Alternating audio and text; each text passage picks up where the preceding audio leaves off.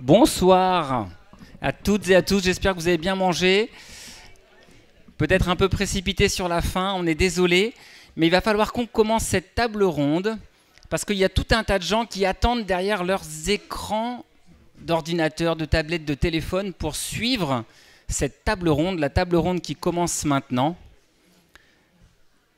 C'est une chance ce soir de pouvoir partager cette table ronde avec des gens au-delà du synode. Donc c'est une soirée publique ce soir.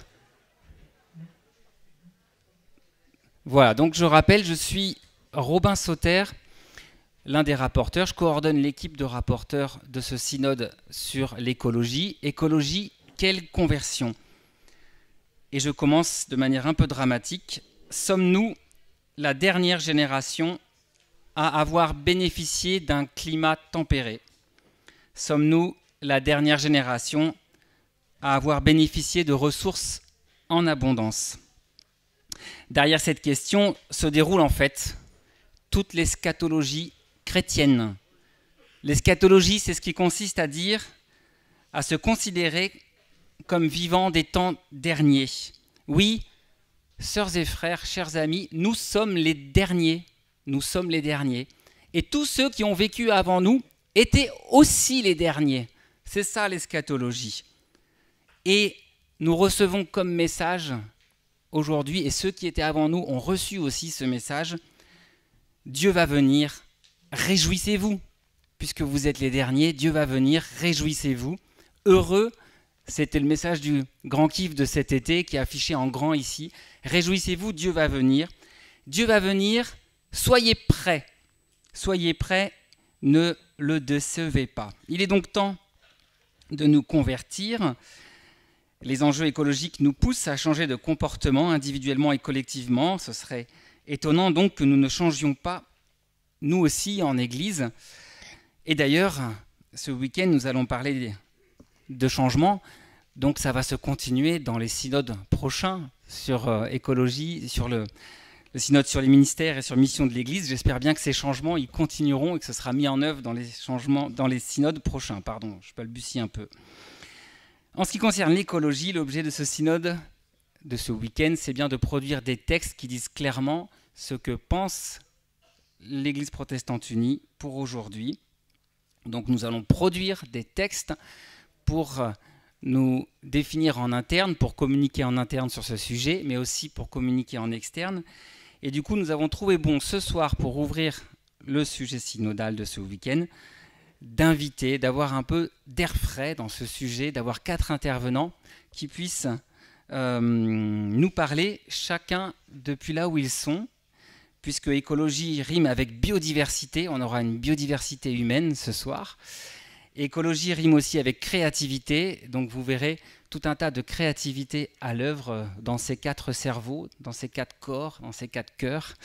Mais je laisse la parole tout de suite à Antoine Roland, rapporteur avec moi, qui va donc les présenter.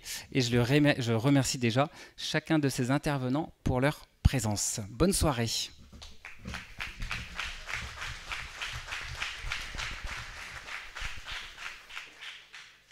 Oh.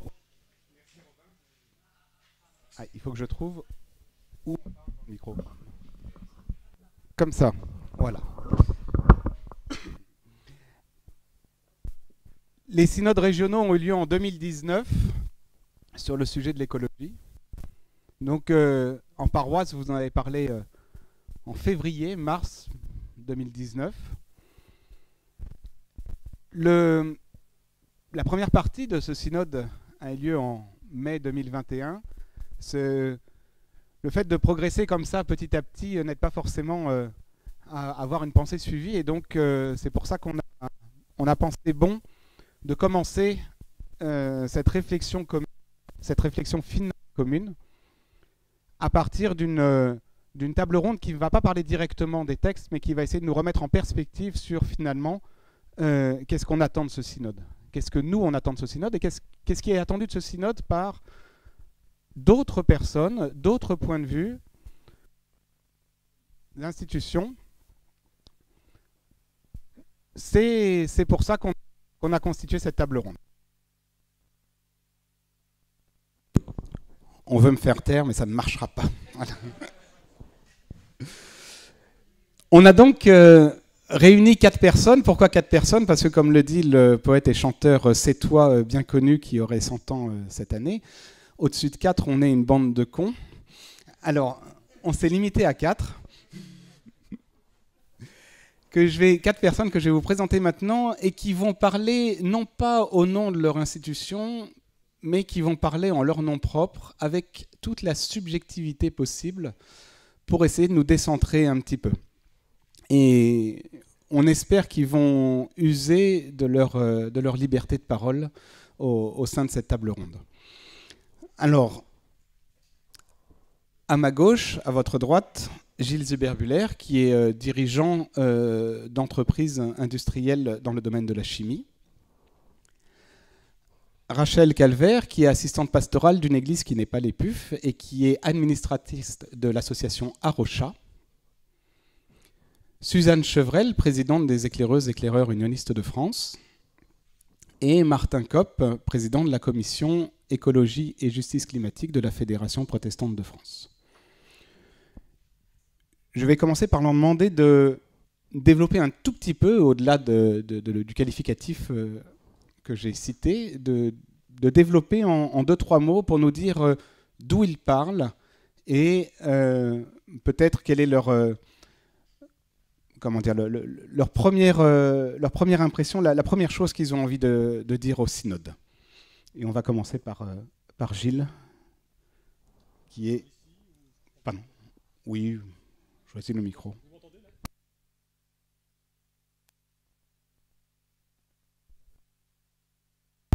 Okay, voilà. Bonsoir, merci de m'accueillir, de nous accueillir. Alors, on m'a demandé de me présenter sur la thématique Église et écologie. Alors, pour moi, ça a commencé à Belfort, en pays luthérien, entre l'école du dimanche... Juste Gilles, là c'est le moment où on parle rapidement, en 2-3 minutes, et il y aura le deuxième tour. Où attends, c'était la première question, ça. Mais non, c'est là. Où on parle rapidement de ce qu'on veut dire, alors. Ah, oui, c'est ça. Alors, ce qu'on attend de l'Église ou parce que... Non, tu te présentes en 2-3 mots, effectivement, en 2-3 minutes. Voilà. C'était ce que j'avais commencé à faire. Ah, pardon, alors, très bien. Mais bon, voilà, mais je vais quand même continuer. Non, je voulais dire que Église et écologie, ça avait commencé pour moi à Belfort, en pays luthérien, hein, entre l'école du dimanche et le scoutisme. Parce que dans le scoutisme, on découvre l'écologie. J'ai eu un parcours feufien assez long. Et dans ce parcours feufien, j'ai découvert l'écologie aussi à travers ce qu'on appelait à l'époque le développement communautaire. Certains s'en rappellent peut-être. On a mené des projets, certains à Clairon ont peut-être participé à des camps où j'ai organisé des choses concernant la mise en œuvre de moyens qui étaient proposés par l'Organisation mondiale du scoutisme pour des feux des feux fermés, pour économiser le bois. Donc vraiment une écologie très, très pratique. Mon engagement dans l'Église, là aussi très rapide. J'ai été conseiller, j'ai été vice-modérateur de synode, j'ai été réviseur de comptes. Je suis aujourd'hui prédicateur laïque après avoir suivi la formation à l'IPT. Professionnellement, l'écologie, je l'ai rencontrée avec mon métier d'ingénieur chimiste. Très tôt, je suis rentré dans cette industrie, ça fait presque 40 ans, pas tout à fait. Et aujourd'hui, je suis aussi très engagé dans le syndicat professionnel de la chimie. Donc je défends aussi les industries chimiques. Et en dirigeant d'une entreprise de chimie, aujourd'hui, ce que je peux dire, c'est que le respect de l'environnement est une de mes premières priorités avec la sécurité. Et dans une entreprise, là aussi, pour me présenter très rapidement, je voulais juste, première thématique, dans une entreprise, c'est important d'avoir un équilibre entre les besoins de ses clients, bien sûr, de ses actionnaires, de son personnel, des gens qui vivent autour de l'entreprise. Et c'est une démarche dans laquelle de nombreuses entreprises aujourd'hui sont engagées, elles y sont incitées, leurs actionnaires parfois le demandent, et c'est ce qu'on appelle les engagements RSE, les engagements de progrès. Et je peux dire que ça, c'est quelque chose qui est aujourd'hui très très présent dans nos entreprises. Alors dire que c'est facile à vivre au quotidien, et je terminerai par là, c'est pas vrai, c'est pas simple. Et aujourd'hui, moi, je suis aidé par réflexions que je peux avoir au sein des entrepreneurs et dirigeants chrétiens, où ces thématiques sur le bien commun sont beaucoup abordées dans le détail. Et donc ce soir, ce que je vais essayer de faire, c'est apporter un peu ce regard de l'entreprise dans les débats pour éclairer vos réflexions. Voilà. Merci beaucoup, Gilles. Rachel. Depuis longtemps, je suis passionnée par l'annonce de l'Évangile dans une société sécularisée et par la place de l'Église dans cette société. Et donc, j'étais engagée dans l'Église avant d'être engagée dans l'écologie. Et depuis une vingtaine d'années, j'ai admiré le travail d'Arocha, mais un peu de loin. Arocha est une association chrétienne de conservation de la nature, donc engagée dans la protection de la biodiversité et la restauration des écosystèmes avec des projets de terrain. J'ai trouvé ça inspirant, important, et j'aimais bien en église locale aussi parler des questions écologiques. Mais pendant longtemps, je me suis dit, je ne suis pas scientifique, je n'ai pas de formation en biologie ni en écologie, donc je n'ai pas vraiment ma place dans ce monde-là. Et puis, c'est étonnant de voir comment Dieu tisse ensemble les différents fils de nos vies. Et par des rencontres, j'ai pris conscience non seulement de l'urgence de la crise écologique, mais aussi de l'opportunité pour les chrétiens d'honorer Christ et de servir leur prochain à travers cette crise que nous vivons. Et je me suis rendu compte que même les pasteurs ont un rôle à jouer. Voilà, et c'est comme ça que je me suis engagée depuis à peu près 2 ans comme administratrice de l'association Arocha France. Suzanne. Oui, alors du coup, moi je viens de la part des éclaireuses et éclaireurs unionistes. Alors tout à l'heure en ouverture, on nous a bien précisé qu'on parlait en notre nom propre et pas forcément au nom de nos institutions. Pourtant, moi je pense que je ne serais pas là ce soir à vous parler si ce n'était pas au nom de ces éclaireuses et de ces éclaireurs. J'ai même pas besoin de vous faire le lien avec l'écologie. Gilles l'a fait pour moi. Et du coup, c'est aussi de se dire que c'est... je suis ici par ces jeunes qui s'engagent dans la nature et pour la nature au quotidien, mais aussi personnellement en tant que jeune, je pense qu'on peut le dire, qui sur toutes ces questions ont besoin de réponses, de phares dans la nuit, on pourrait le dire un petit peu comme ça. Et pour moi, c'est ça qu'on recherche un peu partout dans la société, et c'est ce que on nous a demandé de demander ce qu'on demandait à l'Église, et je pense que c'est ça que beaucoup de jeunes comme moi demandent à l'Église, c'est des réponses, des affirmations, et de donner un cap clair pour la suite.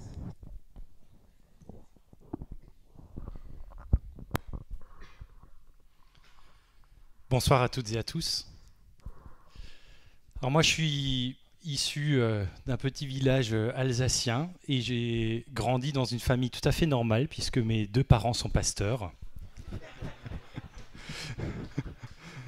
Je fais la blague parce que j'ai dit ça au grand kiff mais avec une naïveté totale et tout le monde a éclaté de rire. Et en fait ce que je voulais dire par là, moi, en vrai, c'est que je viens pas d'une famille qui est spécialement ou qui était spécialement consciente de la question écologique. J'avais pas des parents militants encarté chez Greenpeace ou autre. Et j'ai eu dans mon chemin un moment de conversion, puisque tel est le mot qui est clé dans le titre même de votre chemin synodal. Et ce moment, ça a été entre la fin de mon master en théologie protestante à Strasbourg et le début de mon doctorat, pendant un tour du monde, où j'ai commencé par 2 mois en Inde. On m'avait dit, Martin, commence par l'Inde, c'est le pire pays du monde, après tout sera facile. C'est vrai que tout a été facile, mais ô combien ça a été dur. Voyageant tout seul avec $20 de budget par jour, etc. Enfin bon. Et parmi les choses qui ont été dures, c'était la claque totale que j'ai prise sur la réalité de la crise écologique et environnementale. et que j'ai vécu jusque dans ma propre chair, puisque à cause de la pollution atmosphérique, et je vous fais la version courte de l'histoire, j'ai failli y passer avec une septicémie, 3 jours en clinique, antibiotiques purs par intraveineuse, tout seul perdu au fond de Udaipur. C'est la pire expérience de solitude et de souffrance de ma vie. Et j'ai pris conscience là que la question écologique, c'est pas un enjeu de bobo parisien ou de quelqu'un qui a le temps et l'argent de se poser la question s'il achète bio. Aujourd'hui, c'est d'abord, pour la majorité des personnes qui en souffrent dans le monde, une question de bien-être ou de vie et de mort parmi les plus pauvres, parmi les plus vulnérables. On a une responsabilité particulière, donc on avance dans ce chemin, ici aussi. Et donc, en rentrant de mon voyage, j'ai décidé de faire un doctorat en théologie écologique, et en particulier, certains le savent, sur la thématique de la décroissance. J'ai mis 7 ans à le faire, ce n'était pas un nouveau voyage, 7 ans au Tibet, mais 7 ans dans la bibliothèque. Et si j'ai pris tellement de temps, c'est aussi parce que Martin Kopp, fallait quand même qu'il finisse à la COP à un moment donné. J'étais à la COP 21 avec la Fédération luthérienne mondiale, ensuite avec le travail de la Fédération protestante de France. Et je lis à présent Le penser et le faire. D'une part, je continue mon travail de théologien écologique dans la recherche, et d'autre part, je suis engagé dans le faire, dans la mobilisation des croyants, avec une ONG interreligieuse qui s'appelle Green Faith, mais aussi dans le monde protestant avec la Fédération protestante de France. C'est un plaisir pour moi de vous rencontrer, de partager ce soir. Mon mot-clé, ce sera la joie, mais j'en garde sous la pédale pour tout à l'heure. Merci de ce tour rapide de présentation, et je vous avoue qu'on a préparé une petite question spéciale pour chacun de nos intervenants, et je propose de les reprendre dans l'ordre dans lequel ils sont assis. Les choses sont bien faites. Et donc Gilles, première question pour toi sur ces questions d'écologie. Finalement, est-ce que ça doit être une question d'église? Est-ce que ça doit être une question politique? Est-ce que ça doit être une question simplement de la société civile?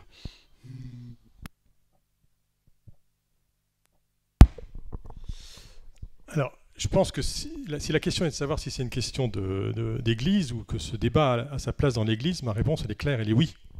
Oui, c'est clairement pour moi un débat qu'on doit avoir dans l'église. Je pense que si j'essaye d'expliquer sur trois points pourquoi il me semble que c'est important que ce soit dans l'église, si j'essaie de structurer ça, le premier point, c'est ce que je pourrais appeler la nécessité d'une communauté universelle, et Martin vient de l'évoquer. La seconde, là je vais être un petit peu plus loin de Martin, c'est de fédérer l'ensemble des talents. Et puis enfin, moi j'ai un mot clé important qui est l'espérance. Et donc pour ces trois raisons, il me semble que ce débat doit avoir lieu dans l'Église, et c'est bien qu'il ait lieu dans l'Église.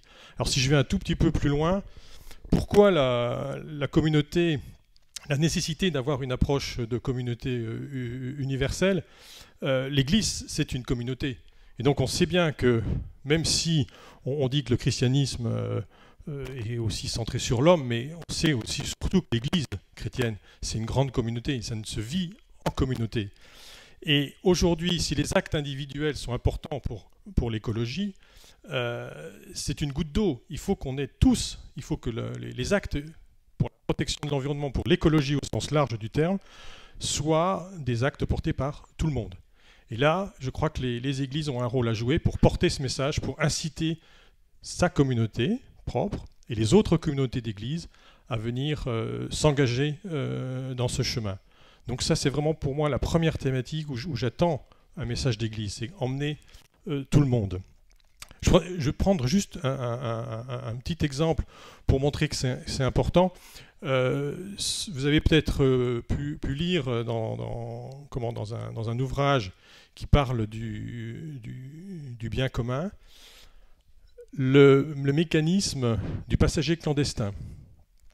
Et le passager clandestin, qu'est-ce que c'est? C'est, si on prend l'exemple d'un pays, comme la France, si on était capable de réduire l'ensemble des émissions de gaz à effet de serre, de pollution, voilà, 100% de ce que l'on fait, eh bien, le bénéfice qu'on en tirerait, il serait seulement de l'ordre de 1% sur l'ensemble de la planète, et pas tout de suite dans une génération.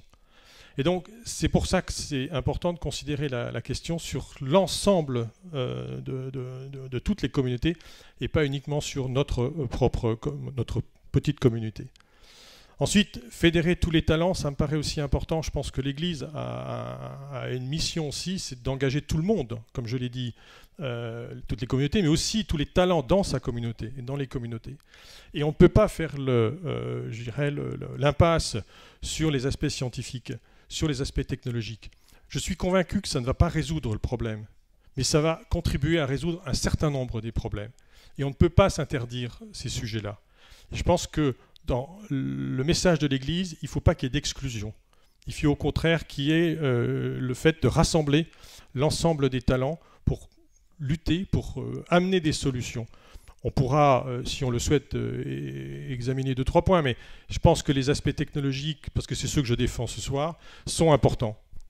Et il y a des grandes solutions qui ont déjà été apportées, il y en a d'autres qui sont en préparation, et beaucoup de gens sont mobilisés là-dessus. Et les entreprises ont un rôle à jouer. Parce que les entreprises, elles ont les ressources, elles ont les leviers pour le faire. Et donc, on ne peut pas le faire sans elles. Et donc, il faut les embarquer. Et ma troisième thématique, c'est concerne l'espérance.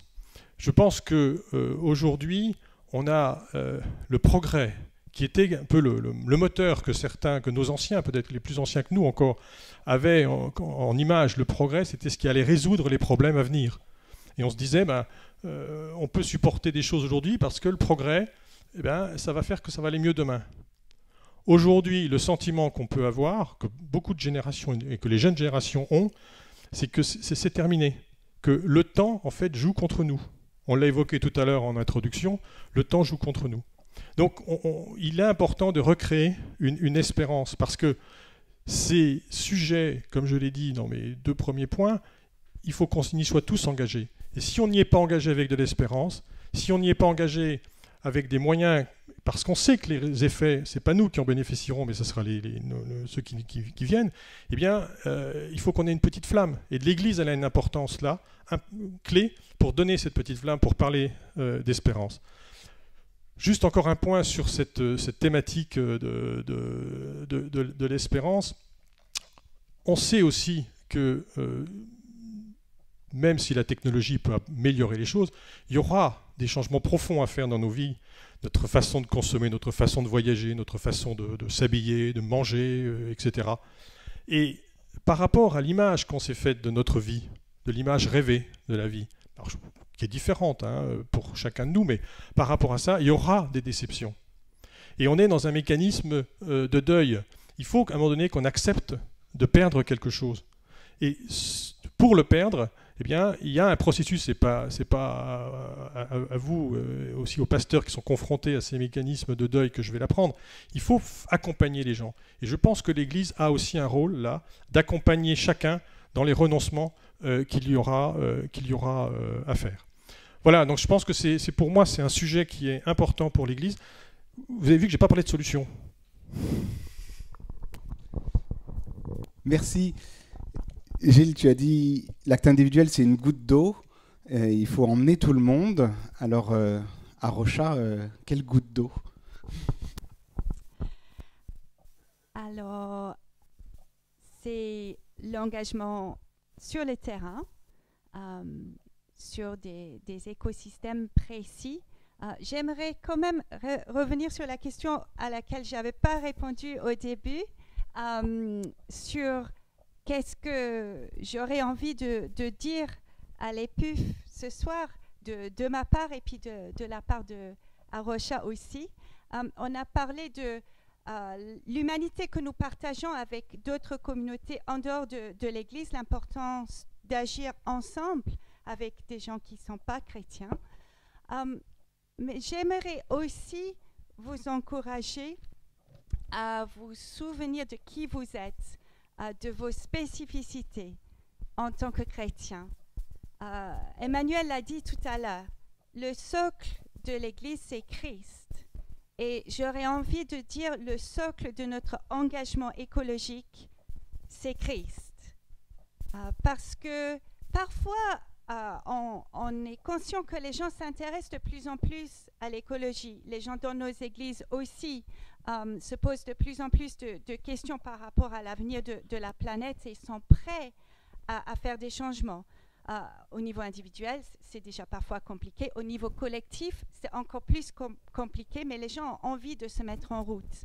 Le problème, c'est que parfois, c'est comme s'il y avait deux chemins parallèles dans leur vie. Il y a la vie de piété, la foi en Christ d'un côté, et puis de l'autre côté, il y a l'engagement pour l'écologie, mais il n'y a pas de véritable intégration entre les deux. Et je sais que je parle à beaucoup de pasteurs et de personnes qui sont engagées dans les catéchèses.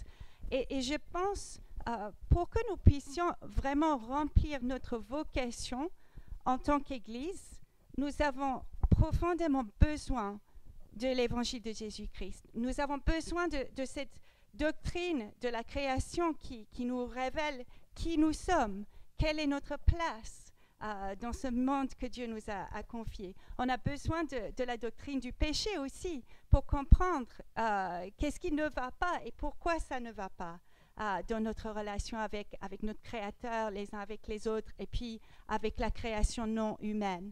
Et on a besoin vraiment de la doctrine de la croix, de comprendre comment Dieu est intervenu de façon très concrète dans l'histoire, de façon surnaturelle, pour vaincre ce mal qui est en train d'abîmer sa création bien-aimée. Et je pense que notre responsabilité spécifique, c'est d'aider les gens à tisser ensemble la préoccupation écologique que nous partageons avec toute l'humanité, et puis notre foi en Jésus-Christ, qui est après tout la source ultime de notre espérance et le socle de notre action.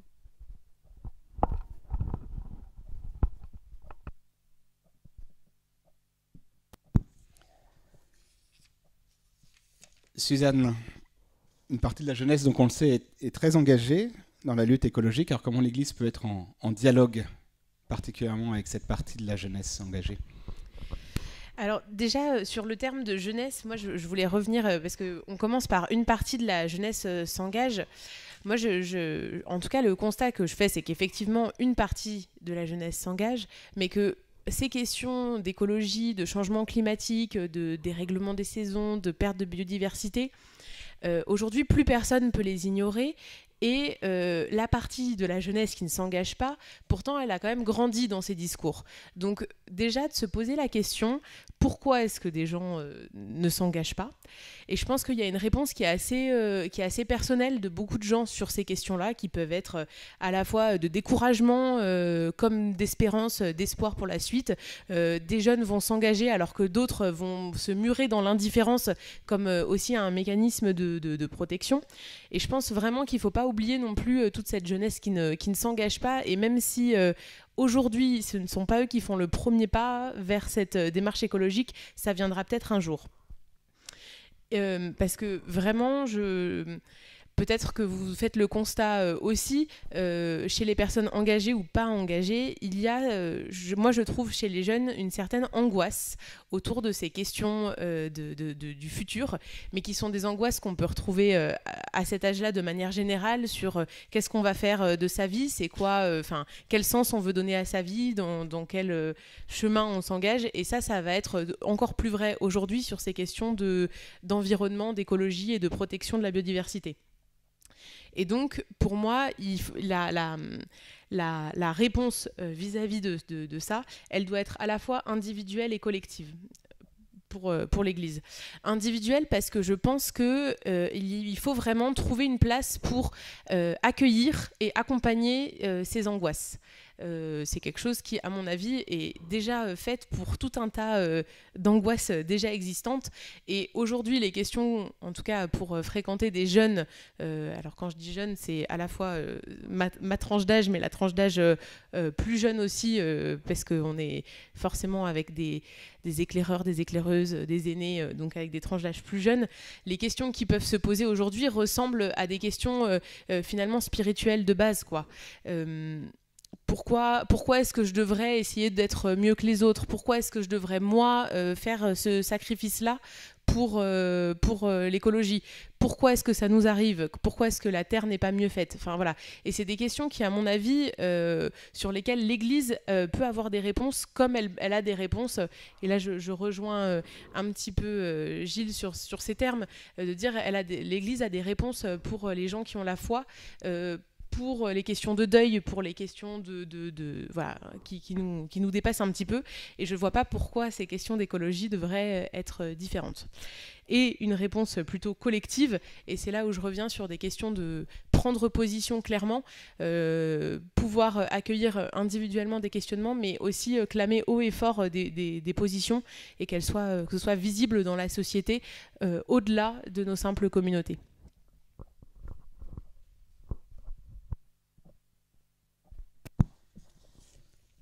Martin, finalement, est-ce qu'on a vraiment besoin d'un synode alors que tu fais déjà tout le travail au sein de la commission écologie et justice climatique de la Fédération protestante? De loin pas. En fait, en réfléchissant à qu'est-ce que j'aurais envie de partager avec vous ce soir, il y a 3 souhaits qui me sont venus. Il y a un souhait pour chacune et chacun d'entre vous, personnellement, presque intimement. Il y a un souhait pour votre processus synodal. Et il y a un souhait pour les fruits, les textes et l'esprit qui va sortir de votre rencontre. Alors pour chacune et chacun, j'ai envie, puisqu'on est à la veille de la reprise de ce travail et demain des débats, etc., j'ai envie de vous ramener de la tête vers le cœur, les textes théologiques et éthiques vers votre chemin existentiel et vous demander, mais comment est-ce que vous entrez dans cette thématique-là ? Est-ce que vous avez grandi à la campagne? Est-ce que vous avez un grand-père qui vous a emmené en forêt? Est-ce que vous avez grandi dans un grand quartier urbanisé où à la limite l'arbre c'était un dessin sur un magazine? Ou est-ce que vous avez ressenti la beauté et l'émerveillement qui peut faire naître la louange? Ou est-ce que la louange c'est simplement un concept? Est-ce que vous avez été témoin de quand on parle de la crise écologique ou la dégradation environnementale? Est-ce qu'il y a eu à un moment donné quelque chose qui est venu vous choper aux tripes? Est-ce qu'il y a quelque chose qui vous a fait pleurer sur cette histoire-là? Moi, je sais que ça peut être tout à fait étonnant pour un Alsacien, mais j'ai une passion pour les requins. En 40 ans, on a perdu 90% des populations de requins dans le monde. Et moi, ça me donne envie de chialer, quoi. Et c'est elle est où la vérité? Enfin, vous sentez un petit peu, elle est où cette corde-là? Et comment est-ce que vous entrez là-dedans? Il y a un exercice d'éco-spiritualité qui est l'autobiographie écologique, essayer de réfléchir à son chemin. Et en fait, je ne rentre pas tout nu dans cette question-là, tout comme je ne rentre pas tout nu lorsque je lis un texte biblique. Et j'aimerais vous inviter ce soir, peut-être avant de vous coucher, à vous noter 2 mots sur un papier. Un mot sur l'émerveillement et un mot sur la souffrance. Un mot de reconnaissance du beau et un mot peut-être d'honorer ce qui peut nous rendre tristes. Donc d'y entrer comme personne. Quant au processus synodal, alors j'ai pas été là pendant les premières discussions, mais je circule beaucoup dans les paroisses et notamment je connais plein de visages parce qu'on m'a invité à parler un petit peu partout dans des paroisses aussi de l'Épuf, donc je la considère vraiment aussi comme mon église d'une certaine manière. Et je sens bien ici et comme dans la société, le fait que se cristallisent des positions autour d'oppositions. Alors j'en nomme 4 qui viennent souvent. C'est l'opposition entre ceux qu'on va qualifier de militants et ceux qu'on va qualifier d'indifférents ou de réfractaires. Ceux qui, dans le christianisme, vont avoir une option plus spiritualiste ou spiritualisante, si on dit ça d'une manière négative, et ceux plus qui sont dans la vie, dans une vision plus existentielle. Ceux qui sont des radicaux, comme on aime bien à dire, lorsqu'on a des demandes qui sont un peu trop exigeantes vis-à-vis de ce à quoi on est peut-être prêt à aller, et puis ceux qui seraient des pragmatiques, qui aurait la sagesse du réel. Et enfin, notre discours social se bâtit un peu sur ça, enfin notre débat actuellement entre les progressistes et puis les Amish, n'est-ce pas? Ils sont d'ailleurs une tradition pas très éloignée de la nôtre. Et ces oppositions-là, je ne pense pas qu'elles soient utiles. Et est-ce qu'on est capable de les dépasser? Est-ce qu'on est capable d'aller au-delà des étiquettes qu'on se met et de reconnaître peut-être ce qu'il y a de juste et ce qu'il peut y avoir de peur dans l'un comme dans l'autre. Est-ce qu'on est capable d'avoir un vrai dialogue en allant au-delà de ça? Je prends un tout petit exemple avec un clin d'œil œcuménique. Moi, une des choses qui m'a beaucoup touché dans l'encyclique Laudato Si du pape François, c'est quand il reconnaît la beauté d'un avion. Il a une ligne où il dit quand même, il faut reconnaître un avion, c'est tellement beau comme objet. Et je me suis dit, mais c'est génial parce que oui, l'avion, c'est un peu le symbole de les émissions de carbone à outrance, le voyage à l'autre bout du monde ou le week-end à Barcelone à 30 €, enfin la catastrophe environnementale. Et en même temps, quel génie humain, quel mystère de l'ingénierie qui nous fait voler, c'est incroyable, on est assis dans le ciel, dans les nuages, enfin. Et je me suis dit, mais là, et on touche à ces deux facettes. Et il n'y a pas un juste et un tort, enfin il y a les deux, quoi. Et est-ce qu'on est capable d'aller au-delà des oppositions pour vraiment nous rencontrer dans une discussion qui finalement est une discussion sur la question du sens. L'écologie nous interroge sur le sens de notre agir collectif. Et dans les deux acceptions du terme, quelle signification et quelle direction? Quelle signification pour nous aujourd'hui d'une théologie de la création, des premiers mots du credo, des premiers mots de notre Bible, etc. Et quelle direction? C'est-à-dire, comment est-ce que aussi ça peut donner un élan, une orientation à nos vies communautaires, nos vies d'église? Et troisièmement, c'est mon dernier souhait, c'est un souhait pour les fruits, pour les textes et l'esprit de ce synode. J'ai lu les textes proposés, et ils sont très bien à de très nombreux égards, on sent qu'il y a déjà beaucoup de boulot. Il y a peut-être une harmonique qui me manque un petit peu, et je vous la partage voilà, comme telle, comme un partage, et une invitation peut-être. Même si à la formule de sobriété heureuse, il me manque un petit peu encore l'harmonique du désir et de l'envie. Dire, en lisant un texte, le texte qui va sortir de votre synode, est-ce que quand on lit ça, on se dit « ouais, cette conversion-là, j'ai envie de la faire avec les puffs, quoi ». Est-ce que c'est un peu comme un bout de gâteau au chocolat dans lequel j'ai envie de mordre? Et donc, évidemment, on va toucher à des questions difficiles et on sait qu'il ne faut pas culpabiliser et en même temps rappeler notre éthique et notre vocation d'une création qui nous a été confiée. Et en même temps, qu'est-ce qu'il y a tout à gagner aussi dans cette dynamique-là? Et moi, je me souviens que la Bible, elle commence dans le Jardin d'Éden et elle finit avec l'invitation du Christ à aller annoncer l'Évangile à toutes les créatures. On commence avec l'Éden, finit avec la bonne nouvelle. L'Éden, littéralement, c'est le jardin des délices. Et souvenez-vous, le psalmiste, goûtez et voyez combien le Seigneur est bon. Il y a une dimension de plaisir, il y a une dimension de... Et Jean-Sébastien Ingrand, qui est dans la salle, qui est le responsable justice climatique de notre église à l'UEPAL, il partageait, mais à cause du Covid, il avait perdu le goût et l'odorat. Il disait, et je me suis rendu compte de ce que ça peut signifier. Et qu'en fait, la création, c'est ça, c'est aussi du plaisir, c'est pas juste la responsabilité, c'est comment est-ce qu'on a quelque chose de bon qui nous a été donné par Dieu et comment est-ce qu'on peut être, avec la résonance du bon, dans l'évangile, dans son sens littéral, la bonne nouvelle. Aujourd'hui, l'humanité, elle est mauvaise nouvelle. Elle est mauvaise nouvelle pour le monde, elle est mauvaise nouvelle pour les autres êtres vivants, elle est mauvaise nouvelle en interne, et elle est mauvaise nouvelle pour son espèce. Quand on interroge la notion du progrès, c'est la première fois dans la société du progrès qu'on est en capacité de détruire notre existence comme espèce. Donc, comment est-ce qu'on peut être à nouveau bonne nouvelle et interpréter l'évangile dans ce sens-là? Donc, des délices jusqu'à la bonté. Vraiment penser ça aussi comme un chemin et un projet de joie et de désir et d'envie. Car voilà, la conversion écologique rimera avec envie ou elle ne sera pas.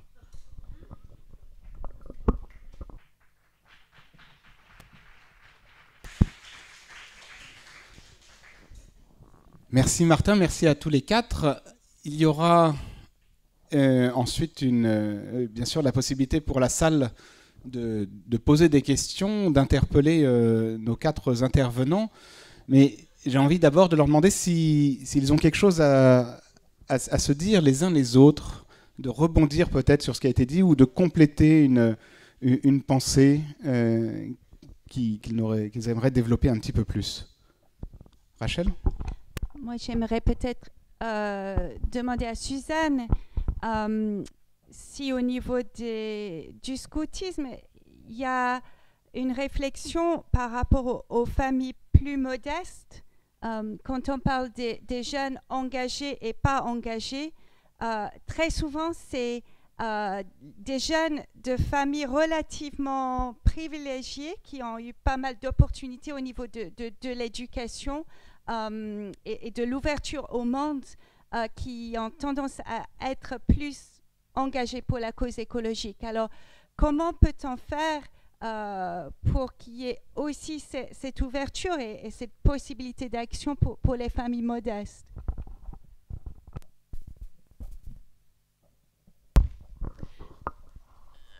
C'est une très bonne question et un constat qui en tout cas, je sais pas si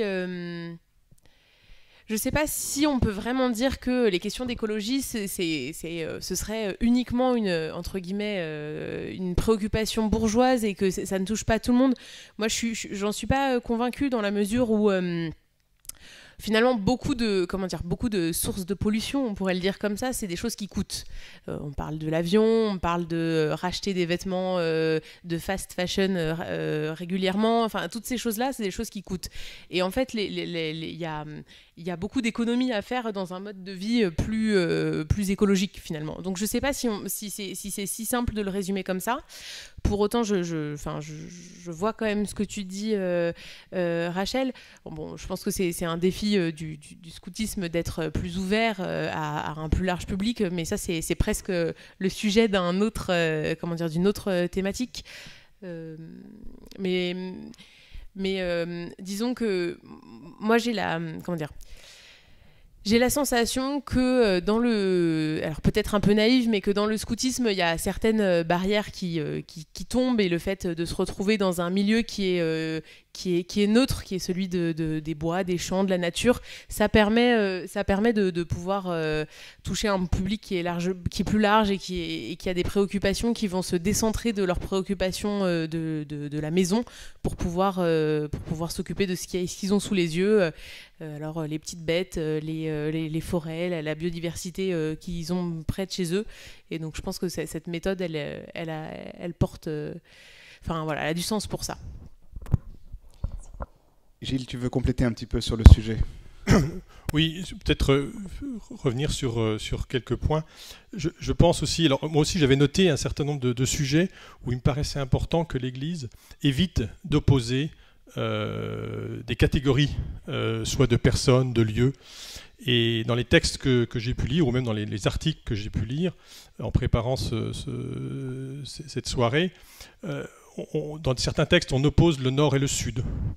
Plus récemment, on oppose l'Occident et l'Orient en disant qu'il y a de nouveau des pollutions importantes qui redémarrent avec les centrales à charbon. On oppose les générations. Les anciennes générations auraient consommé par rapport aux nouvelles générations qui seraient plus frugales. Je veux dire, il ne faut pas, à mon avis, que l'Église s'engage dans ces réflexions. J'ai lu aussi très récemment que ce qu'on avait fait les 50 dernières années, c'était une catastrophe. Écoutez, moi j'ai participé indirectement à ces 50 dernières années. Et honnêtement, je ne pense pas que ce soit une catastrophe. Il y a une catastrophe écologique. Je suis tout à fait d'accord avec tout ce qui a été dit, et je ne suis pas à dire... on est dans une vraie crise. La biodiversité, c'est important. On ne règle pas le problème de la biodiversité, on va vers des gros problèmes. J'en suis convaincu. Mais ce qui s'est passé dans les 50 dernières années, je prenais juste un critère. Alors, j'entends ce qui s'est passé sur la biodiversité, mais si on regarde l'homme, l'espérance de vie partout dans le monde, en moyenne, elle a augmenté entre 1915 et 2015, elle a augmenté de plus de 25 ans, pardon. Dans tous les pays, et plus dans le sud que dans le nord. Donc il y a des choses qui ont été faites. On a diminué la pollution dans les entreprises. C'est une réalité. On a fait énormément de choses. Et ça, je crois que c'est vrai que le constat, là où on est aujourd'hui, c'est dramatique. On est dans une vraie crise. Mais moi, je ne souhaite pas qu'on porte l'anathème sur ce qui a été fait jusqu'à présent. Je ne pense pas que ce soit créateur de dynamisme, et ce n'est pas créateur de l'espérance, ce n'est pas créateur de la dynamique qu'on veut, à mon avis, qu'il est important de lancer aujourd'hui. Pourquoi j'ai pensé à vous dire ça ce soir? C'est parce qu'il y a très récemment, mon pasteur a fait une prédication sur Sodome et Gomorrhe. Et je me suis dit, il nous a dit une phrase: conscient des torts que nous avons causés autour de nous, comment se départir de notre passé pour aller à la rencontre d'un avenir possible. Et je me suis dit, c'est important, et c'est ça qui m'a aidé à vous dire ça ce soir. C'est pas, voilà, je pense que c'est important de pas considérer tout ce qu'on a fait comme étant mauvais. Alors, deuxième sujet, je suis peut-être beaucoup moins dans l'émotion, et je suis un peu plus peut-être dans la rationalité ou le raisonnement. Alors, c'est pas très porteur, mais il y a des faits. Et l'écologie, c'est un sujet qui est extrêmement complexe. La crise écologique, c'est un sujet qui est extrêmement complexe. Et donc, il y a des solutions à tous les niveaux, et je pense qu'elles sont très importantes, et loin de moi l'idée de minimiser l'importance d'une sobriété heureuse, au contraire, je pense que c'est bien. Je suis aussi très fortement partisan des cycles de vie, de l'économie circulaire, de tous ces sujets. Je pense que ça, c'est très important, mais il faut aussi que les entreprises prennent leur part. Et je peux vous assurer qu'elles sont prêtes à le faire. Et parce que là, les leviers sont importants. Et ils vont aller sur le monde entier. Et les leviers, il y a des leviers financiers. Alors, on peut disserter sur le rôle du capitalisme, etc. On a chacun notre opinion là-dessus. Mais pour faire les transformations qu'on a devant nous, il faut les moyens des entreprises. Sans ces moyens-là, on ne le fera pas. Donc, le sujet est complexe, le sujet est vital. Il faut, comme je l'ai dit tout à l'heure, il ne faut pas se priver de tous les leviers. Et ils sont tous importants.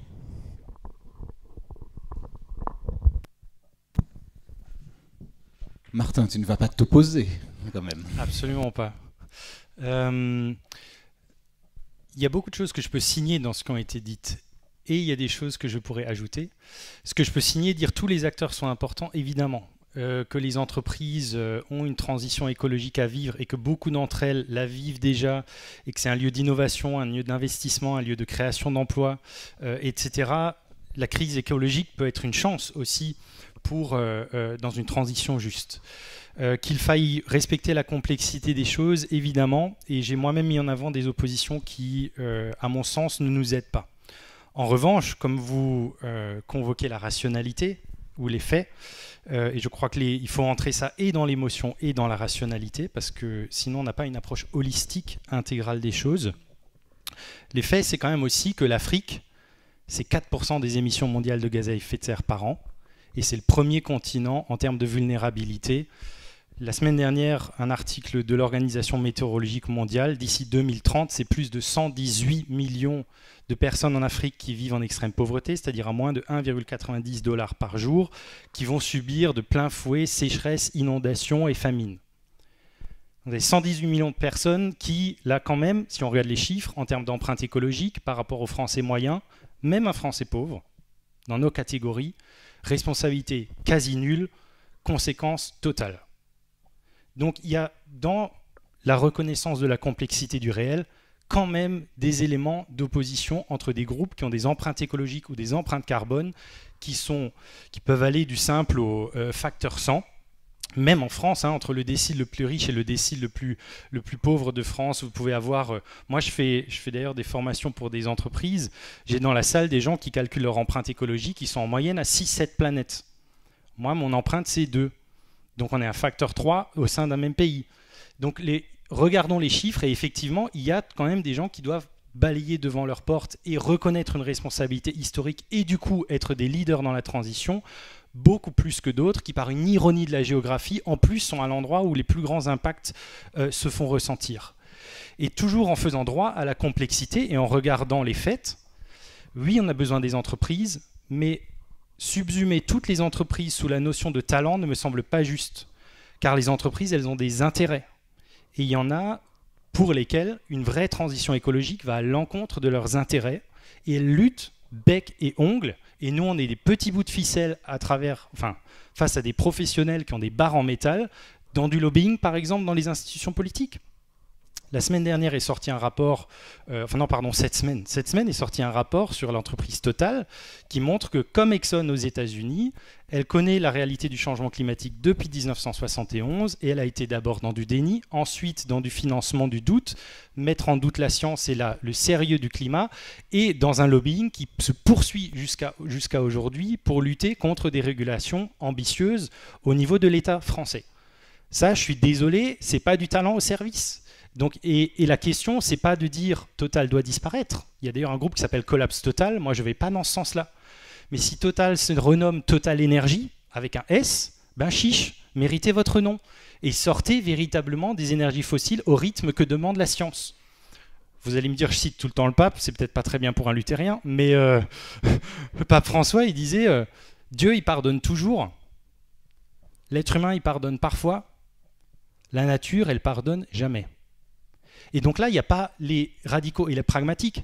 Il y a est-ce qu'on est à moins 5% d'émissions de gaz à effet de serre par an à partir de 2020 ou pas? Point barre. Et aujourd'hui, on n'y est pas, on est encore sur des trajectoires qui augmentent. La seule fois où on a baissé, c'était crise financière de 2008 et Covid-19.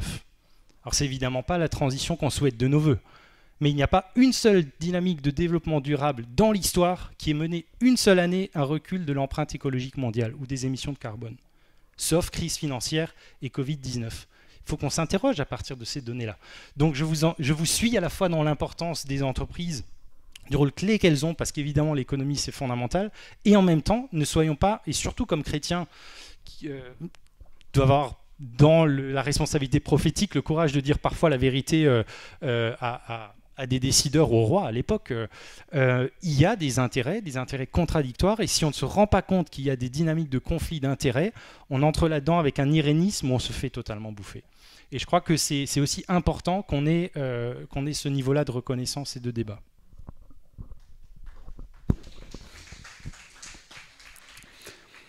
Alors, peut-être qu'à la suite de la publication du texte qu'on votera dimanche, une grande prise de conscience se fera jour dans le monde entier et qu'on assistera l'année prochaine à une baisse des émissions de gaz à effet de serre. J'ai l'humilité de penser que non. Mais peut-être que, peut-être que dans la salle, vous voulez réagir aussi à ces propos, peut-être... à partir du constat des discussions qu'on a menées, des pistes de réflexion sur comment emmener tout le monde ensemble, comment ne pas opposer les gens tout en nommant certains qui sont quand même plus responsables que d'autres de la situation, comment faire la place pour notre foi et ce qu'on peut en dire, comment s'appuyer sur notre foi et notre foi en Christ en particulier pour se convertir nous-mêmes et puis pour aider à la conversion globale. Comment accompagner les mots d'angoisse, les mots de deuil, deuil d'une société, angoisse d'un avenir qui finalement n'est plus aussi riant que ce que nous promettait le progrès des 50 dernières années. Que peut faire notre Église là-dessus? Alors, peut-être qu'on va prendre une ou deux questions, une ou deux interventions de la salle avant de repasser la parole à nos intervenants sur la tribune.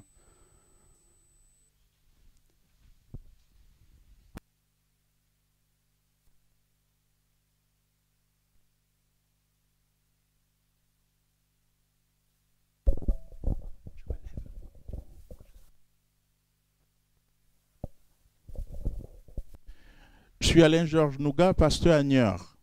Je tiens à vous remercier pour vos propos que vous avez tenus et pour la clarté également des différents intervenants. Je vais vous poser deux questions en utilisant un cas pratique.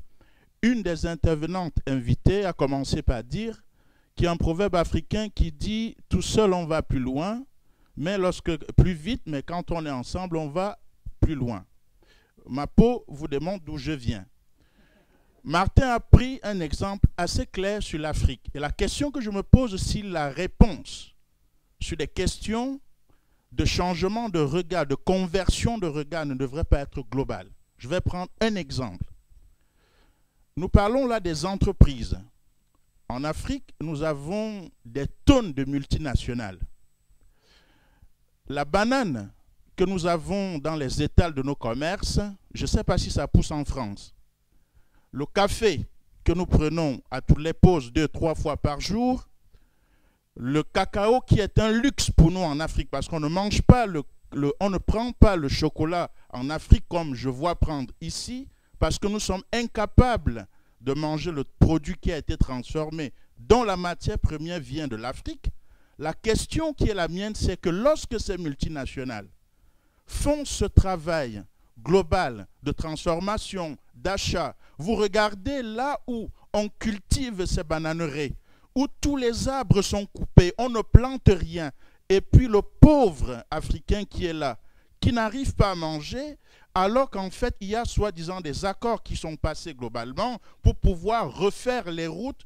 Pour faire 2 km, vous pouvez faire 6 jours. Là où les grands camions passent, là où on a extrait ceci, on a cultivé la banane. Pour ceux qui sont allés en Afrique, c'est la réalité. Je parlerai du Cameroun, c'est la vérité.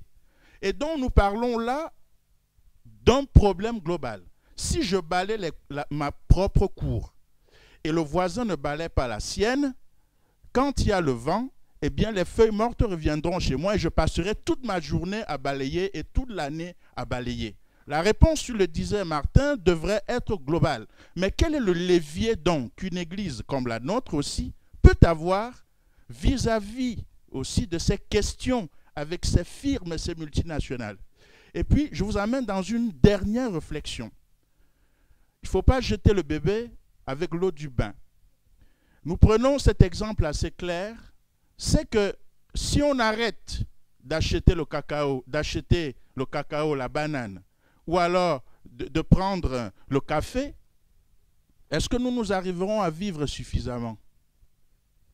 C'est la question qu'on se pose, parce que, qu'on le veuille ou non, il y a quand même des devises qui rentrent lorsque il y a bien évidemment ces exportations et même à outrance.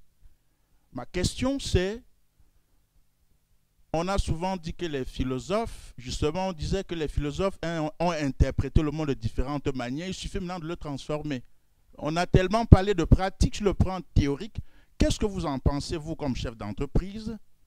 Martin, qui travaille suffisamment sur ces questions, je ne suis pas macho, et puis pour les dames, qu'est-ce que clairement vous pourriez apporter comme réflexion au cœur d'un synode pour que le travail synodal puisse avoir un impact direct, pas seulement en France, mais aussi en Afrique? Je vous remercie.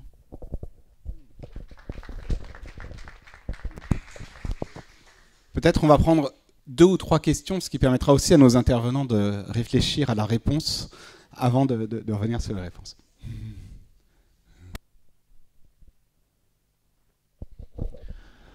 Il me semble-t-il,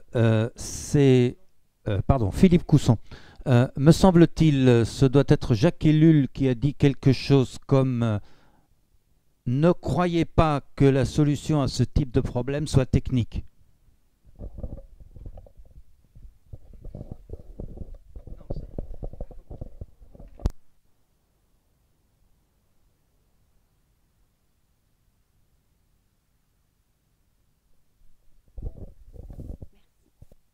Romy Legrand, pasteur à La Nichelle, Marne-la-Vallée. Il marche? Oui. Il marche pas.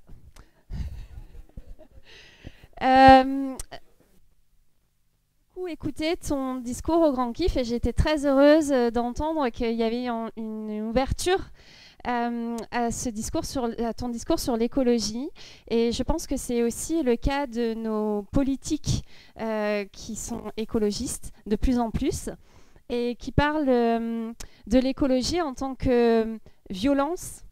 Violence à nous-mêmes, violence à l'autre, violence à la nature et refus de la domination.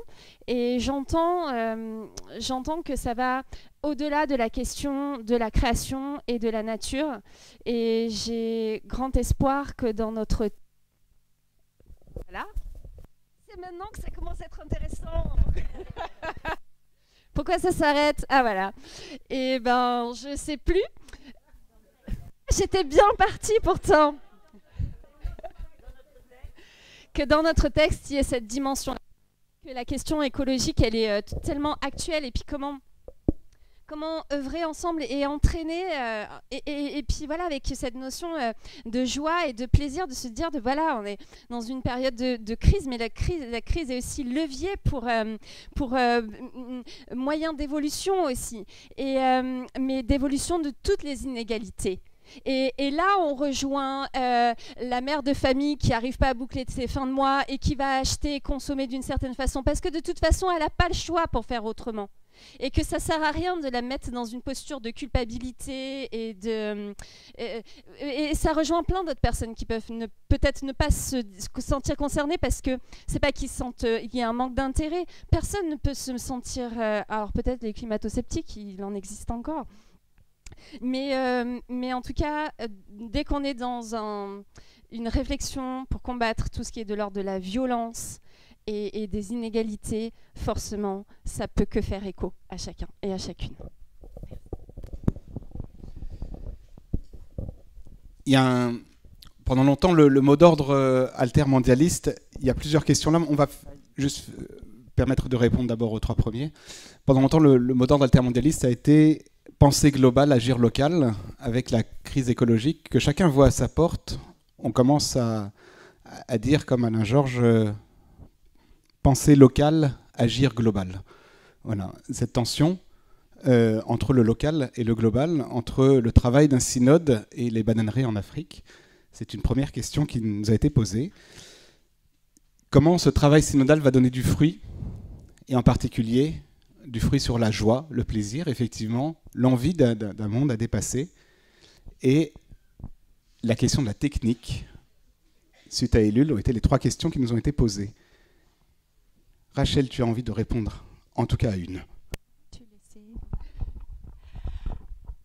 Sur la première question qui a été posée, ça met en lumière, je pense, notre besoin de la diversité qui existe dans le corps du Christ.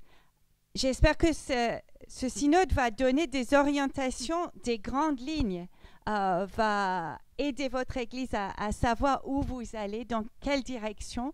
Et effectivement, je pense que vous avez une histoire d'engagement sur les questions de justice internationale, peut-être plus que certains autres protestants, plus que la tradition d'où je viens. Et effectivement, les liens entre ces questions d'injustice commerciale et d'injustice climatique sont extrêmement forts.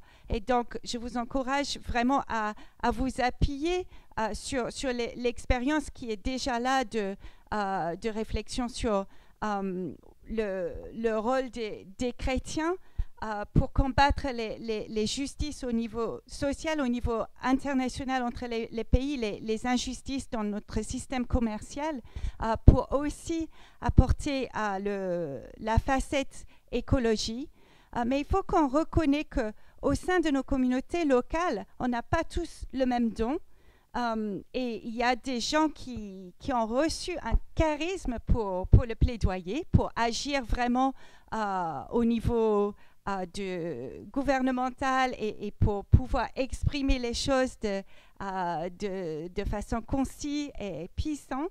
On n'a pas tous ce don et il faudrait reconnaître que peut-être la personne retraitée qui va vendre de l'artisanat issu du commerce équitable à Noël au fond de l'église, elle a aussi un rôle à jouer.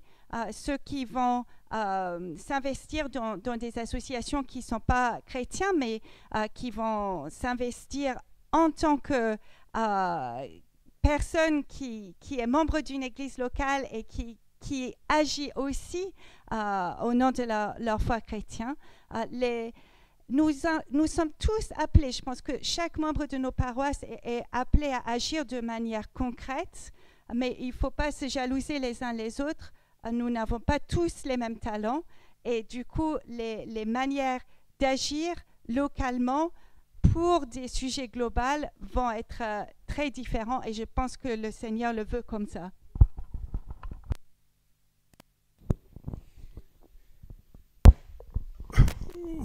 Je peux essayer de répondre en tout cas aux 3 questions qui expriment, on parlait de complexité, qui expriment vraiment la complexité. Merci pour votre question sur l'Afrique, parce que je crois que le descriptif que vous en avez fait, je pense que vous avez touché déjà à beaucoup de sujets qui montrent la complexité de la question. Et forcément, la réponse, elle ne va pas être simple. Elle n'est pas simple. Elle n'est pas que technologique, ça je suis d'accord, elle est complexe, elle est multiple, en tout cas c'est ce que j'évoquais tout à l'heure. Par rapport aux travaux que vous avez à mener, encore une fois, je pense qu'il ne faut pas simplifier les questions de manière trop rapide dans ce que vous aurez à écrire, parce qu'il y a des contextes qui font que c'est peut-être pas tout à fait aussi simple que l'on pourrait le penser dans certains cas. Mais c'est l'ouverture de débats compliqués, ou des débats où on peut effectivement rentrer et envoyer des arguments. Je ne suis pas sûr que ce soit la bonne solution pour l'Église d'entamer ces débats. Et encore une fois, moi, je pense que c'est important de regarder devant, d'apporter, on l'a dit à plusieurs reprises, d'apporter une certaine joie, une certaine espérance. C'est ça qui est attendu dans les du synode. Alors, après, il y a des aspects qui doivent être, je dirais, pris en compte. Il y a aussi des hommes et des femmes qui sont, alors je parle encore des entreprises, mais il y a aussi des hommes et des femmes qui sont dans les entreprises, qui sont aussi des chrétiens, qui sont aussi dans nos églises. Et je pense que c'est important de penser aussi à eux et aussi qu'ils reçoivent le message et qu'ils trouvent aussi un sens à ce qu'ils font au quotidien.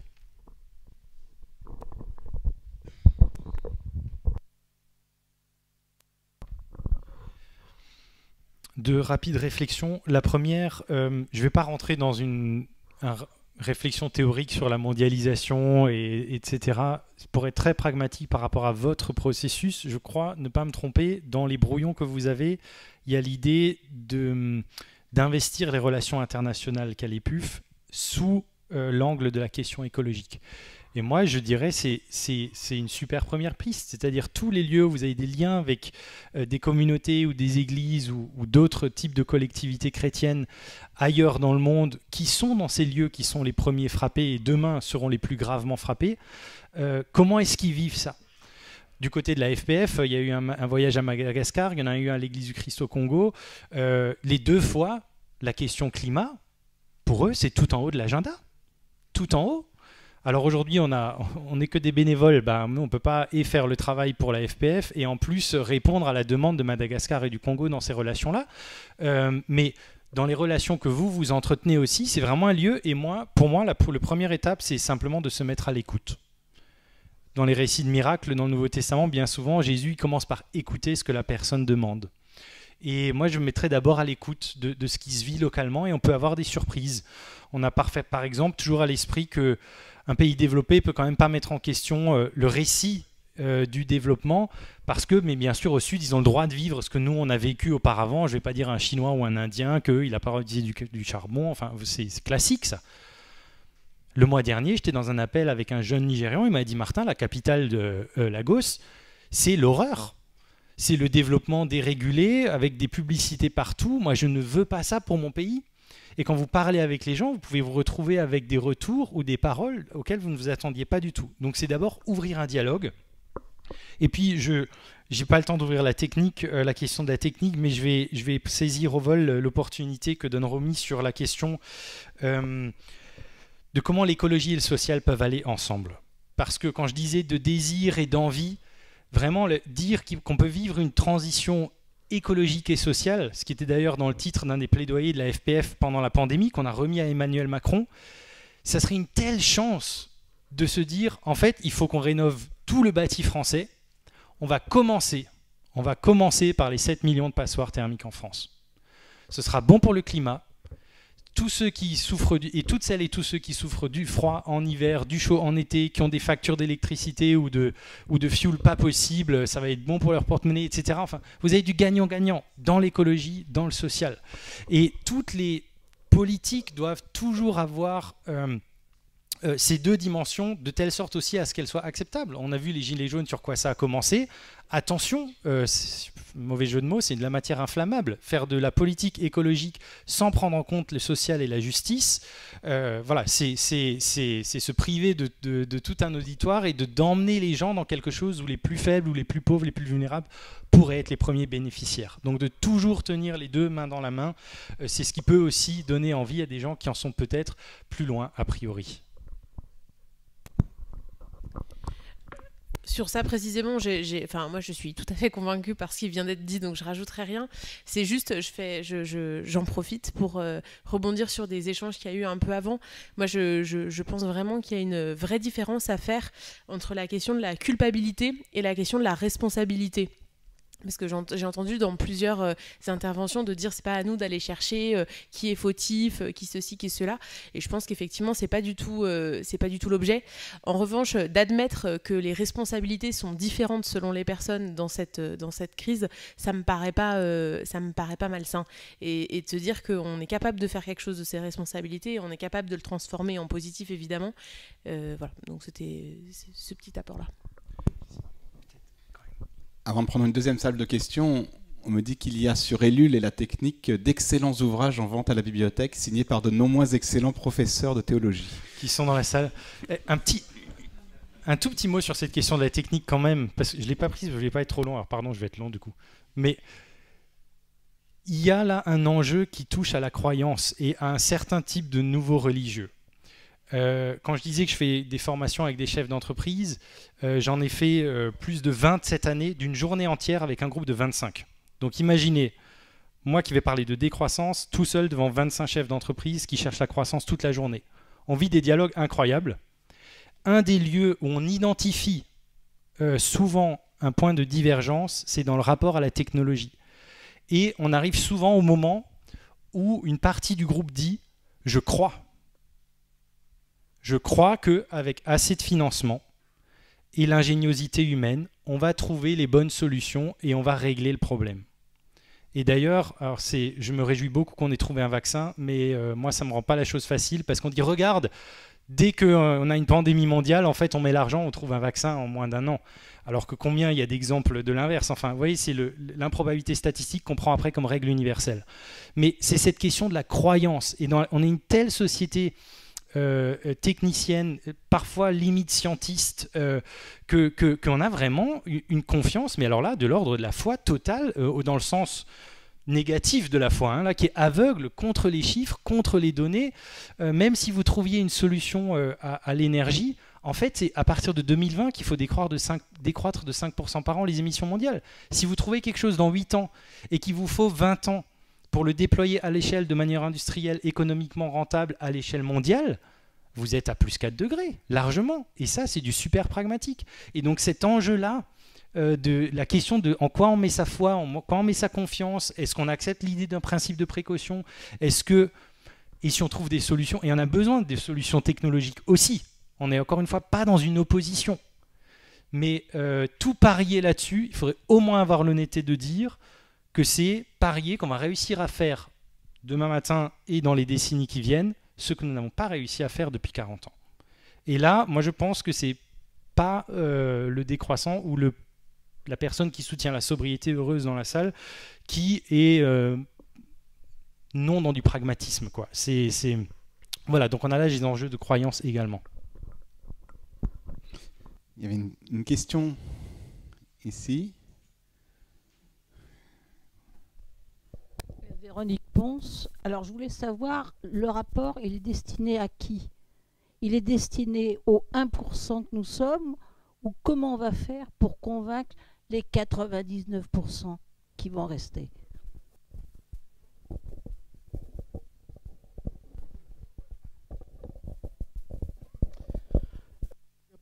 Mayonga Fongo, Est Montbéliard. Ma question s'adresse à Martin. J'ai bien apprécié que tu parles de la complexification de la problématique écologique et qui appelle aussi donc des réponses multiples. Que penses-tu, en tout cas Martin, de l'écoféminisme comme levier possible, comme réponse possible à cette problématique?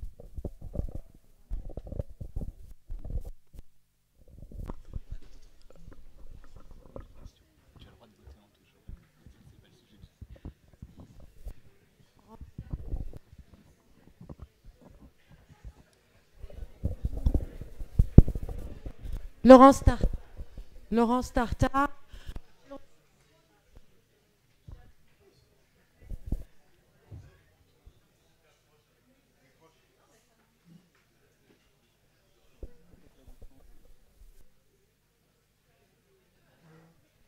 Ça marche? Chalon-sur-Saône et Saône.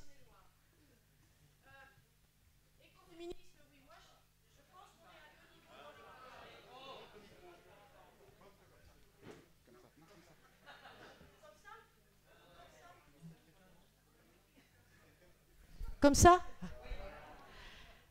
L'écologie, je pense qu'elle est sur 2 niveaux. Nous sommes dans un pays où nous allons devoir décroître, certes. Et pourtant, certains dans notre pays, comme à l'étranger, n'ont pas envie de décroître parce qu'ils n'ont pas. Alors, est-ce que ça ne va pas créer, si l'on n'éduque pas correctement, un peu plus d'injustice? Et puis moi, je pense à toutes ces femmes dans les pays qui vont chercher l'eau, qui se tapent 1001 corvées tous les jours et encore. On va peut-être pas rajouter un peu plus d'injustice à ces vies déjà difficiles qu'elles ont, et elles sont des millions et on le sait. Moi, je viens d'un milieu modeste, on est nombreux, peut-être ici, à venir de milieux très modestes où on a gagné un peu plus de confort.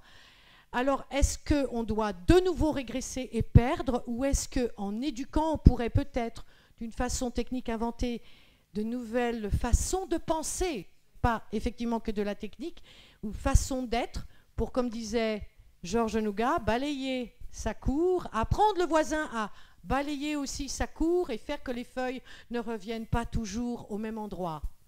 Je crains que notre écologie de pays développé, sans critique, ne crée un peu plus d'injustice et de problèmes sociaux là où il y en a déjà beaucoup, et où la vie est très, très difficile.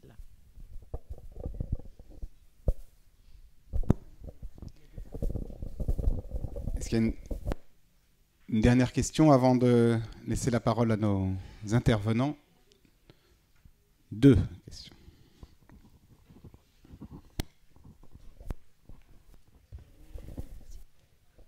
Corinne Biteau, quelles que seront, je ne sais pas comment on peut dire au pluriel, quelles que soient les conclusions que nous aurons à la fin de ce synode, voilà, c'est plus facile dans ce sens-là. Il ne faut pas qu'on s'inquiète trop des moyens qu'on pourra mettre en œuvre dans l'Église, puisqu'on en a déjà beaucoup. On a Église verte, bien sûr, il y a aussi les éclaireurs unionistes, n'est-ce pas? On peut avoir un groupe dans chaque paroisse, comme ça on pourra faire de l'éducation. Et puis on a aussi le pardon et l'exhortation, ce sera aussi utile.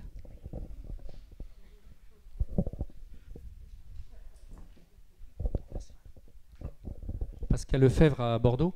Moi j'ai bien aimé la réflexion de Martin qui réoriente sur la question du cœur et du désir.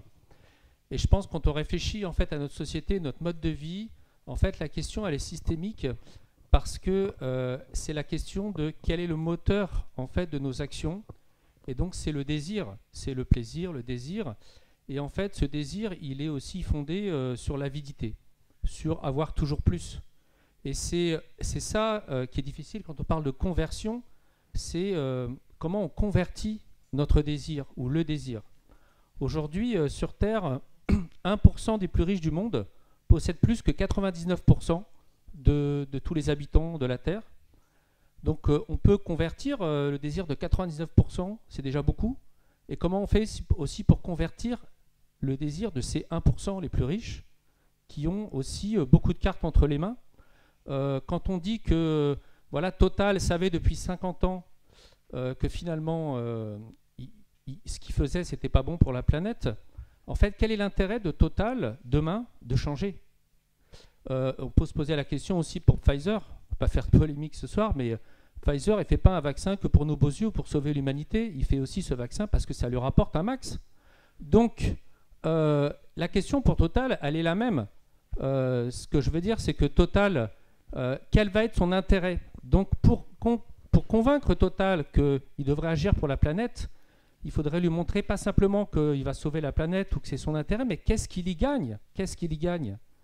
Et donc c'est la conversion. Là où est ton trésor, là aussi sera ton cœur. On prend la parabole du riche insensé qui s'est enrichi pour lui-même dans un repli aux yeux de Dieu, c'est-à-dire dans une solidarité fraternelle. Mais finalement, comment on convertit ce désir, le nôtre, bien sûr, on va commencer par balayer devant notre porte, mais aussi le désir des plus riches. Vas-y. Je voudrais juste répondre, parce que je suis vraiment d'accord avec beaucoup de choses là, de ce que vous avez dit, mais je voudrais vous poser la question, c'est qui Total? C'est qui Total? Total, ce n'est pas une personne. effectivement, il y a un directeur général ou un président qui dirige Total, mais derrière, il y a des actionnaires. Et alors, il y a des grands actionnaires, puis il y a des actionnaires petits qui sont derrière. Et puis peut-être qu'on est aussi quelque part derrière. Donc, je crois qu'il faut... C'est ça que j'essaye de dire. C'est que c'est pas un mécanisme où il y a des grands qui tirent des ficelles ou autres. Non, c'est qu'on est tous impliqués.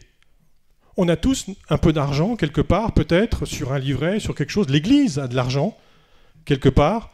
Et on est peut-être content d'avoir un peu un intérêt à la fin de l'année parce que ça permet d'équilibrer les comptes. Et on est peut-être content. Vous allez peut-être regarder ces chiffres-là tout à l'heure, ou demain, ou je ne sais quoi. Et vous serez peut-être content de voir. Derrière, ce sont des entreprises. Et derrière, il y a du profit. Et derrière, il y a ça. Alors, je suis persuadé que vous êtes très attentifs parce qu'aujourd'hui, il y a des associations de cotation, qui vérifient la RSE, etc. et qui font qu'on a des investissements responsables. Je suis persuadé que vous faites les choses très très bien. Donc, je n'ai pas de souci là-dessus. Mais, je veux dire, d'une manière générale, c'est ça. Et donc, au final, qui est-ce qui possède les entreprises? C'est les actionnaires. Alors, effectivement, les plus riches dans le monde, ils sont nombreux, et c'est pas effectivement les gens qui vont porter de l'eau ou qui sont au fin fond de certains pays. Ça, c'est clair que c'est pas eux. Et puis, après, c'est nous qui achetons aussi. Et donc, en achetant, on est intéressé par avoir des smartphones qui vont chercher des terres rares, qui vont chercher des métaux. On est intéressé par ci, on est intéressé par ça. Donc, si vous voulez, c'est ce mécanisme-là, cette complexité qu'il faut, à un moment donné, c'est l'homme, c'est nous. Et quand c'est nous, c'est l'Église. C'est là où on a une parole à donner. Et c'est là où il faut qu'on incite tout le monde à changer. Et c'est pas il n'y a pas d'autre méthode. Pour moi, il n'y en a pas d'autre. Et c'est pour ça que je pense que l'Église a un rôle vraiment important à jouer dans ces sujets. Et alors, la technique, je ne veux pas trop, parce qu'on ne va pas en faire une thématique, mais aujourd'hui, moi, je m'inquiète, par exemple, que les filières scientifiques dans les universités se vident. Je ne suis pas sûr que ce soit une bonne nouvelle. Et encore une fois, je ne suis pas un partisan du tout technique, du tout... Loin de là, vraiment loin de là. Mais je suis inquiet de voir que la science n'attire peut-être plus autant que dans le passé. Je ne suis pas sûr que ce soit une bonne nouvelle.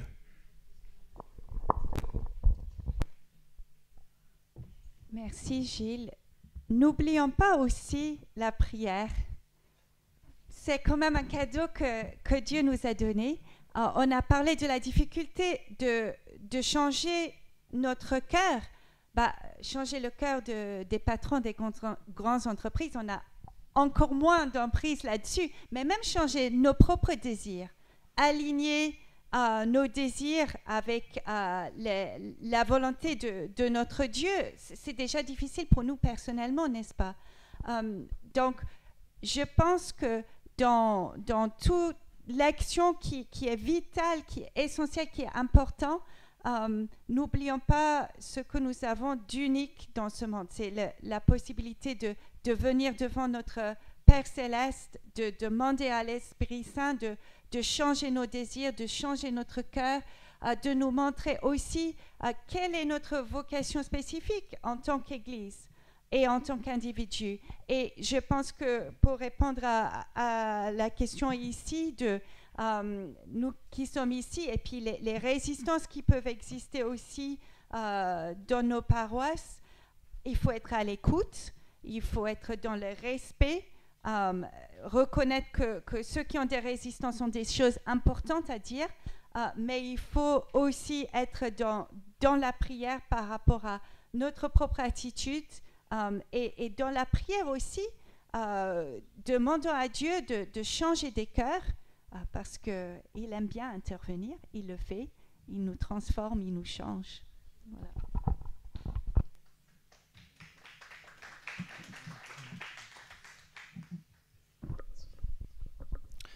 Alors, la question a été posée de pardon et exhortation, et ce qui me vient, c'est la formule biblique, il y a un temps pour toute chose, et j'ai l'impression qu'on est dans un temps d'ouverture des dossiers encore, et de réflexion. Et donc, on y cheminera. Mais pour faire droit à cette question de l'ouverture, on s'est mis d'accord, je pense, autour de la table pour mettre de côté certaines oppositions. J'aimerais terminer sur une pardon, ça peut sonner jargonneux, mais sur une polarisation dialectique. C'est-à-dire, je ne pense pas qu'il faille opposer croissance et décroissance et renvoyer ça chacun dos à dos en disant on est d'accord qu'une croissance exponentielle infinie dans un monde fini, ce n'est pas possible. Ce n'est peut-être pas souhaitable d'ailleurs si c'est un certain modèle de société derrière. À l'inverse, faire moins pour faire moins est absolument absurde. Enfin, on fait moins jusqu'à où ? Jusqu'à la pénurie, jusqu'au manque, jusqu'à la misère ? C'est pas ça le propos non plus. Et j'aime beaucoup le verset qui a été cité dans l'Évangile selon Matthieu au chapitre 6, où Jésus nous invite à cesser d'accumuler des trésors sur terre pour accumuler des trésors au ciel. Et il finit en disant « Car là où est ton trésor, là sera ton cœur ». Et ce qui me frappe, c'est le mot trésor. Vous savez qu'en grec, c'est thésauros. Donc c'est ce que je thésaurise, ce que j'accumule au-delà du bien-avoir. Et je crois que s'il y a une chose sur laquelle je pense, j'espère qu'on est tous d'accord, c'est que personne ne met en cause le bien-avoir. Et certains progrès qu'on a vécus vers du bien-avoir par rapport à des situations, et la génération qui a été plus consumériste, c'est aussi celle qui a connu la guerre. Il faut qu'on ait une intelligence des chemins personnels et générationnels, qui a connu la pénurie, qui a connu la faim. Évidemment que les 30 glorieuses, par contraste, c'était une abondance qui a été reçue d'abord positivement. Donc il ne s'agit pas de mettre en cause le bien-avoir. Mais une fois que ça s'est posé, Jésus dit « ne thésaurisez pas ». Et même en posant cet interdit-là, donc en s'interdisant une thésaurisation matérielle, c'est là où on touche à la question du matérialisme, on ouvre la possibilité d'une autre croissance, ou il faudrait dire d'autres croissances au pluriel. Et là, bien sûr, il y a la croissance spirituelle. Et ma thèse, en fait, le titre, c'était « Croître en Dieu ». C'est une théologie de la croissance. Parce que la vraie question que pose la décroissance, en fait, c'est qu'est-ce qu'on a comme croire au croître ? Qu'est-ce qu'on pousse ? Et le Nouveau Testament, il est plein de croissance. Celle de l'Église, celle du royaume, celle du Christ comme être humain qui a cru, etc., etc. Dieu a cru en Dieu. Enfin bon, si tu veux faire... donc la question de la croissance spirituelle et de tous les autres domaines de l'existence qui ont aujourd'hui la peau de chagrin. Et moi, ce qui me donne de l'envie dans un mode de vie éventuellement plus sobre, c'est de dire qu'il y a un moins qui ouvre en fait à un plus. Il y a un moins qui ouvre à un plus. Dans nos vies spirituelles, on n'a pas le temps vraiment d'avoir une vie spirituelle, de prier. Quand vous travaillez 8 heures par jour, que vous avez une famille, c'est pas le soir à 22h35.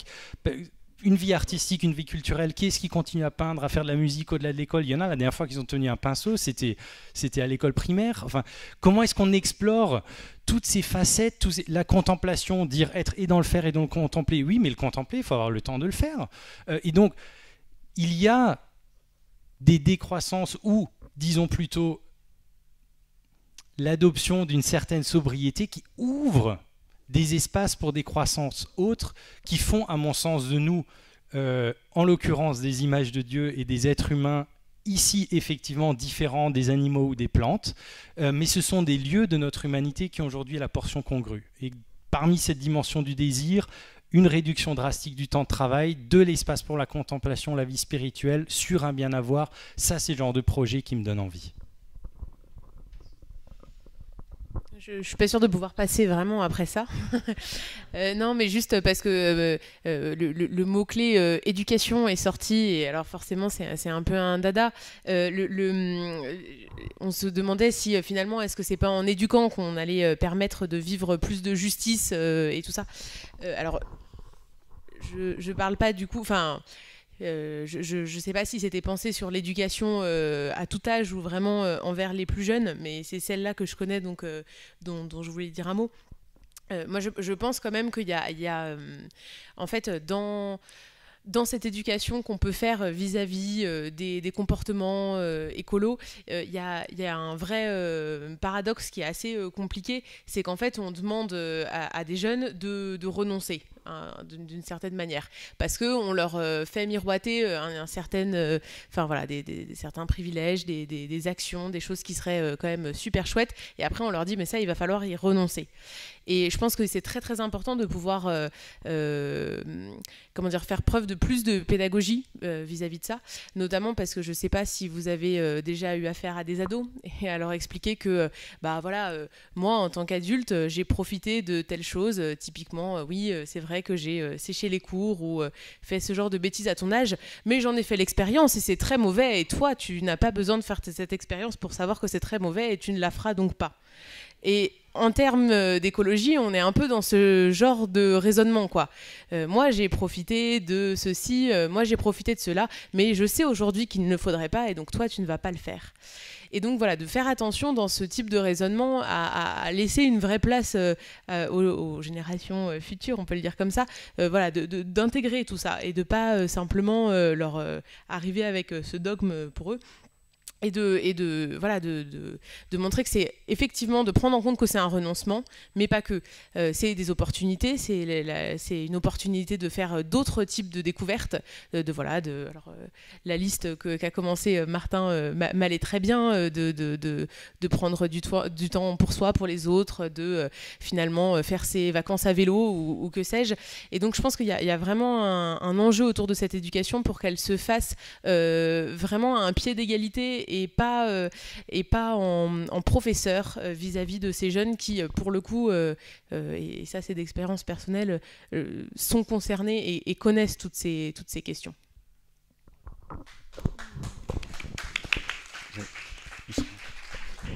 J'avoue qu'à titre personnel, ne pas avoir de smartphone, ça aide beaucoup à dire à ses enfants de lever les yeux de leur écran. Voilà.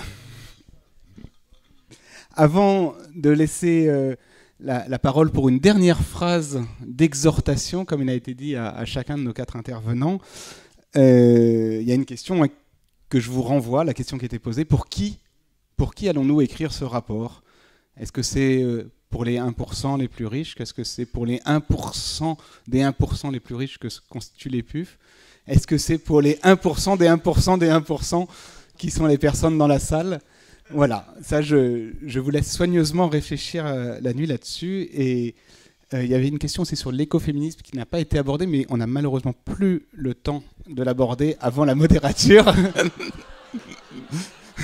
Et donc je renvoie la réponse, je crois qu'il y a une buvette, là on peut aussi continuer à parler de cette question. Donc je laisse pour un dernier tour une phrase d'exhortation à chacun de nos intervenants. Alors, moi, ce que j'ai envie de dire, oui, l'Église, elle a un vrai rôle à jouer pour mobiliser tous les individus de la communauté universelle, pour faire dialoguer les talents et pour accompagner chacun d'entre nous dans les renoncements que l'on aura à faire, en donnant une espérance et en montrant une espérance qui est l'espérance que l'on a dans l'Évangile et qui est ce qui nous motive tous. Merci Gilles. J'aimerais revenir sur une chose que Emmanuel a dit tout à l'heure, que Dieu n'a pas permis à Lazare d'esquiver l'épreuve de la mort, il n'a pas permis à Jésus d'esquiver la preuve de la croix. Il ne nous permettra probablement pas d'esquiver les conséquences de ce que l'humanité a fait par rapport à la crise écologique. Mais l'Évangile chrétien nous donne une espérance qui permet même la joie maintenant. Nous avons besoin de ces réalités spirituelles-là pour agir dans l'espérance. Et ceux qui sont autour de nous, qui ne connaissent pas aujourd'hui le Christ, ont besoin aussi de cette espérance.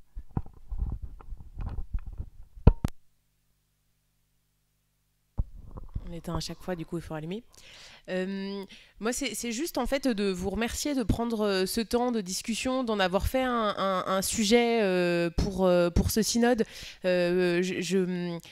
Voilà, je repars de mon association qui est, qu'on dit au seuil de l'église, ni tout à fait dedans, ni tout à fait à l'extérieur. On n'est pas non plus une association petite sœur, mais il y a un peu de ça.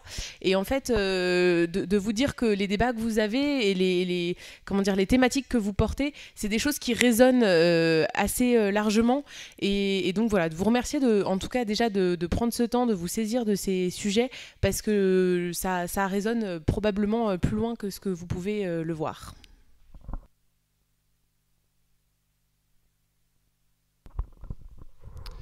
Dans un pied de nez final à Antoine, pardon, et le renvoi vers la buvette, ce dont on a discuté ce soir, c'est la question de la continuation des conditions de viabilité de cette planète, de la diversité de la vie, de notre continuation de vie et de la qualité de nos vies. Or, l'esprit qui donne la vie, même si en français, esprit c'est masculin, dans le Nouveau Testament en grec. Pneuma, c'est neutre. Et dans l'Ancien Testament ou le Premier Testament, ha-roar, c'est féminin. Et donc peut-être que si nous sommes appelés à répondre à notre vocation d'image de Dieu, c'est celle de l'image d'un Dieu mère.